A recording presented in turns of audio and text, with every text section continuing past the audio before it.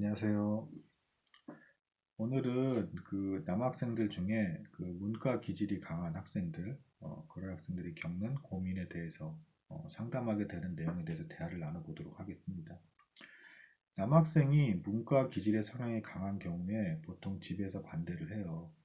왜냐하면 남자는 이공계 쪽으로 가서 대기업이라든가 중견기업 정도의 자리를 잡아야 나중에 결혼도 할 수 있고 가정을 이룰 수 있다. 그러니 절대 인문 계열 쪽으로 가지 마라. 취업에 문제가 생긴다. 이제 뭐 이래서 좀 압력을 실제로 많이 받는단 말이에요.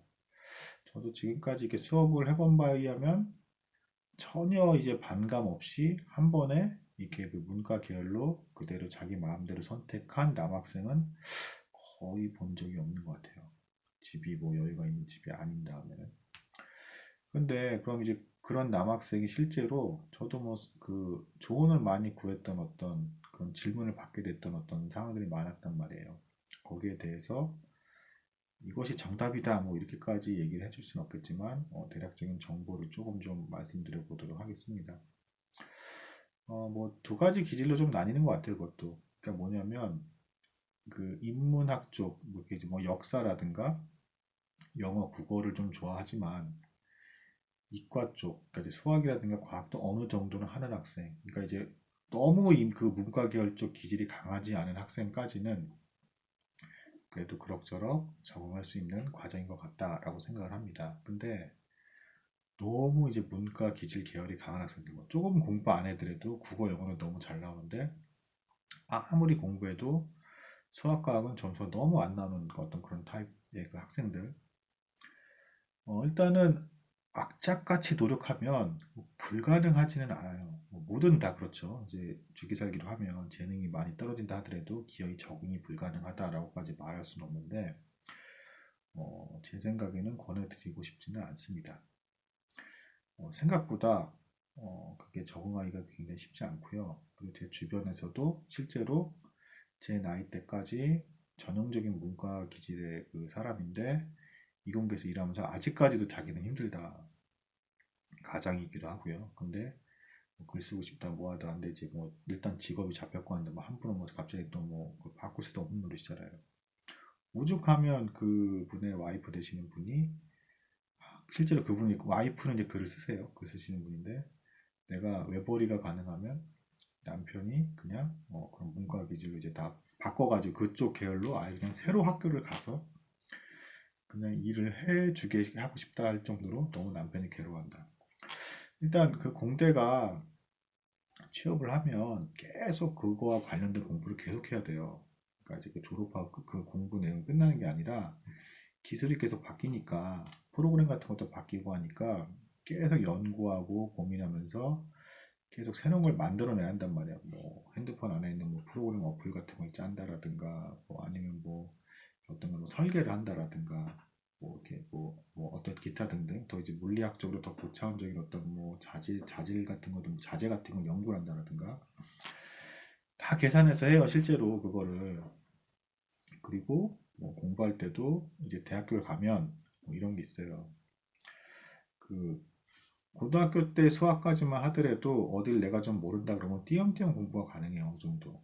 근데 이제 공대부터는 앞에가 막히면 뒤를 못 나가 아예. 뭐 공식도 막 문자가 막 스물 몇 개씩 박혀 있고 막 칠판 하나 한 줄이 넘어가고 뭐 양자역학이랑 막 섞여서 뭐 슈레딩거 방정식이 어쩌고저쩌고 그것도 원리를 이용해서 뭐 통신 뭐 퓨리에 급수가 어쩌고 뭐 막 해가지고 뭐 무슨 뭐 맨체스터 뭐 무슨 뭐 엔코딩인지 뭔지 뭐 해가지고 뭐 비심 뭐 이게 다 계산 하나하나 다 계산해. 그래서 그 정도쯤 이제 하기 시작을 하면 고등학교 때 그렇게 수학을 좋아하고 과학을 좋아했던 애들조차도 힘들어요 사실은. 그 정도 하면 힘들어하고, 그리고 뭐 이제 그 인서울권 정도의 공대만 들어간다 하더라도 교수님들이 다 이제 서울대 출신에 유학 갔다 오신 분들이기 때문에 잠을 거의 못 잘 정도로까지 실제로 레포트나 프로젝트 그걸 진행을 해요. 실제로 저 때도 그랬어요. 저 때도 저 때도 뭐 교수님들이 뭐 우리는 유학 가서 뭐 이틀에 2시간 지냈는데 너희는 매일 2시간씩 자게 해줄게. 제가 나오니까 정보통 전자공학부 송실대였는데 저도 저희 학부가 별명이 감옥이었어, 감옥. 학교에서 제일 많이 공부해야 된다. 이제 그 뭐 전파공학이라든가 이런 식으로 한꺼번에 그걸 막 다 하다 보니까 프로그램도 짜고 하드웨어도 하고 막 다 했단 말이에요. 그러다 보면 이제 여학생들이 숫자가 적었는데 여학생들이 울면서 공부해요. 농담이 아니라 진짜로 과장이 아니라 그러니까 책을 보고 암기가 안 통해 일단은 수식이 이해가 안 가는 거라. 그러면 이거는 뒤도 못 나가고 앞에 첫 페이지에서 그냥 못 나가요 그냥. 앞이 그게 수식이 이해가 돼야 돼 아주 정확하게. 이게 빨리 이해가 되는 학생은 몇 시간만 해도 이해를 하는데 느린 학생은 정말 과장이 아니라 3일 5일씩도 걸려요.